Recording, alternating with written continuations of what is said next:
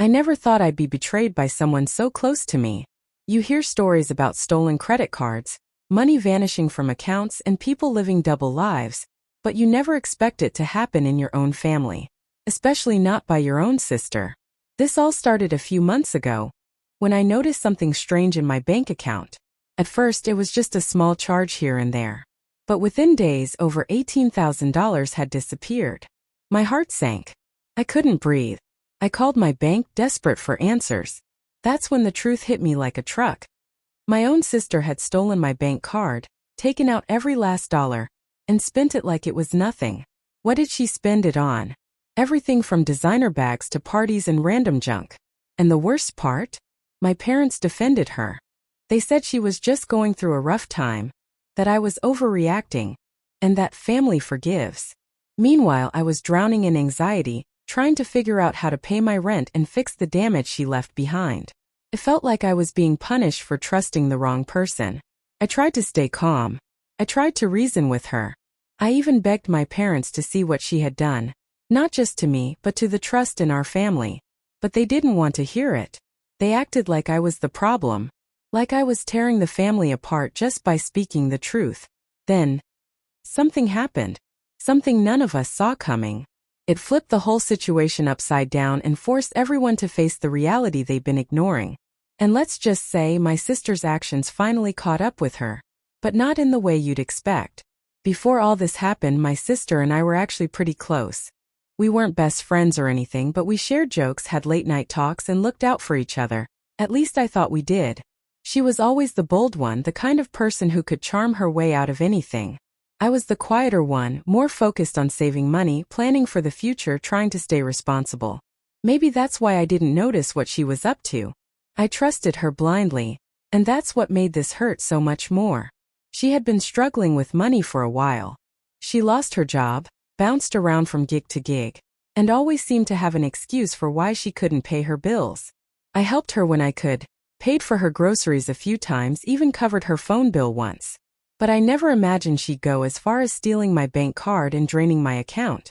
It wasn't just the money. It was the complete betrayal. When I confronted her, she didn't even apologize. She acted like I was being dramatic. She told our parents that I was making it a bigger deal than it needed to be, and they bought it. They said, "She's your sister." Like that was supposed to fix everything. But how do you forgive someone who shows zero remorse? I started digging deeper, trying to find out how she got my card info, and exactly where all the money went. That's when I found some things that didn't make sense. Odd transactions, weird names, and a few cash withdrawals that didn't match her usual habits. It felt like there was more to the story, something even she wasn't admitting. And what I uncovered next completely changed everything. The deeper I looked into the transactions, the more uneasy I felt. There were ATM withdrawals from places she'd never been before, strange charges under someone else's name, and transfers I couldn't trace. I even found a few payments to what looked like sketchy online services. At first, I thought maybe she was covering for someone, maybe a friend or even a boyfriend, but she swore up and down she acted alone. Still, the evidence said otherwise. Then I got a call from my bank. They flagged some of the transactions as possible fraud, but since the withdrawals were made using my card and PIN, they said I was likely responsible. I couldn't believe it. Not only had I lost $18,000, but now I was being told I might not even get any of it back. That moment hit hard. I felt trapped, like I was losing everything while she walked around acting like nothing had happened. I tried talking to my parents again, hoping that showing them the suspicious activity would change their minds. But instead of being concerned, they got defensive. They said I was digging too deep and trying to ruin her life. It was like they were scared of what the truth might be. I started wondering, was this just about the money?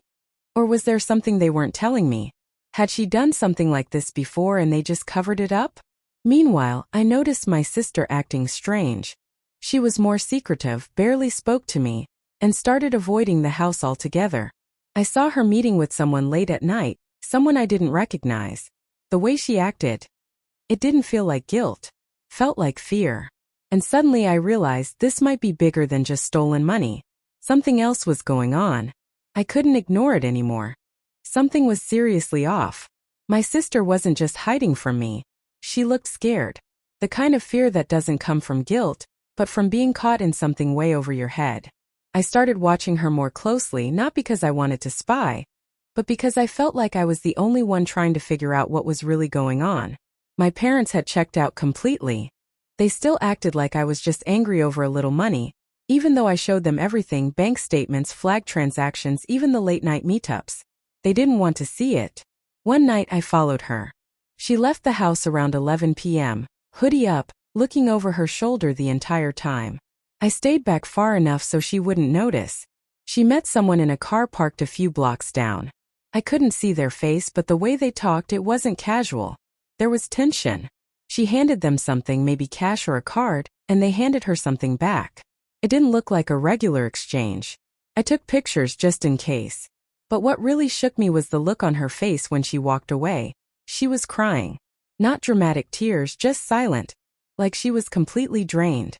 That was when I realized this wasn't just about stealing from me. Maybe she got involved with someone dangerous. Maybe the $18,000 wasn't even for her. I didn't know if she was being blackmailed or if she owed someone money, but it was clear. She was stuck in something serious. The next morning, everything changed. My sister was gone. Her phone was off. My parents were panicking. And then a letter showed up at the door with my name on it. My hands were shaking as I opened the letter. It wasn't long, just a few sentences scribbled fast, like she wrote it in a rush. She said she was sorry, that she never meant for things to get this bad, and that she had to disappear for a while, before things get worse. That was it. No explanation, no names, no details. Just a warning at the bottom. Don't trust everyone around you. I didn't know what that meant at first. But then I remembered something from earlier. One of the bank withdrawals had happened while I was still in possession of my card. That didn't make sense. Someone else had to be involved. That's when it hit me. It wasn't just my sister. Someone else had helped her or maybe used her. Someone who had access to both my information and her. And the only people who fit that were either friends close to both of us or family. A horrible thought crept in, one I didn't want to believe. What if my parents knew more than they were letting on? I started going through everything again, this time looking at it from a different angle. I checked the timestamps, the locations of every transaction. And then I noticed something that chilled me. One of the withdrawals was made just minutes after my dad had borrowed my car. A car with my wallet locked in the glove box. I didn't want to believe it, but the pattern was too clean to ignore. I needed answers, and I needed them fast. My sister was gone, possibly in danger. My money was still missing. And now I couldn't even trust the people in my own house. But before I could confront anyone, someone else knocked at our door. A man I'd never seen before. And he was asking for me. The man at the door looked serious, mid-40s, clean-cut, but his eyes told me this wasn't just a friendly visit. He asked my name and then handed me a badge. He was a private investigator, hired by a bank in connection to a larger fraud case. My stomach dropped. He said my sister's name came up in a flagged account they were monitoring, one tied to multiple stolen identities, and over $100,000 in suspicious transactions. She wasn't just in trouble. She was part of an active investigation. I told him everything I knew. The stolen bank card. The $18,000. The letter. The secret meetings. He nodded like he already expected most of it. But then he said something that floored me. She came to us 2 weeks ago. She wanted out. Apparently, she had tried to work with them to bring down someone higher up. Someone who had roped her into the scam early on when she was desperate for money. But before she could hand everything over, she vanished. They'd been trying to find her ever since. I felt sick. My sister wasn't just a thief. She had become a pawn in something way bigger. And it seemed like she was trying to fix it before it got her hurt. The man warned me that whoever she was involved with might come looking for her. Or for anyone connected to her. That night, I finally confronted my parents. My dad went pale when I mentioned the car and the bank timestamps. After a long silence, he admitted he had helped her once, just once, thinking it was a one-time favor. He had no idea how deep it had gone. And just when I thought everything was finally out in the open, I got a text. It was from an unknown number. Just 2 words. She's safe. When I saw the message, she's safe, I just stared at it for a while, unsure whether to feel relief or more fear. I didn't know who sent it, where she was, or what safe really meant. But something about it felt real, like a final sign that she'd made it out of whatever mess she was trapped in. I didn't reply. I figured if she wanted me to know more, she'd tell me when she was ready. After everything, things slowly began to settle. My bank launched an official fraud investigation, and thanks to the PI's help, I was eventually able to recover most of the money that had been stolen. Not all of it, but enough to breathe again. My parents were quiet for a long time. We haven't fully healed, and maybe we never will, but they finally admitted how wrong they were to protect her blindly. I think they just couldn't handle the idea that one of their kids could fall so far. As for my sister, I haven't seen her since she left, but I keep her letter in my drawer. Creases worn from how many times I've read it.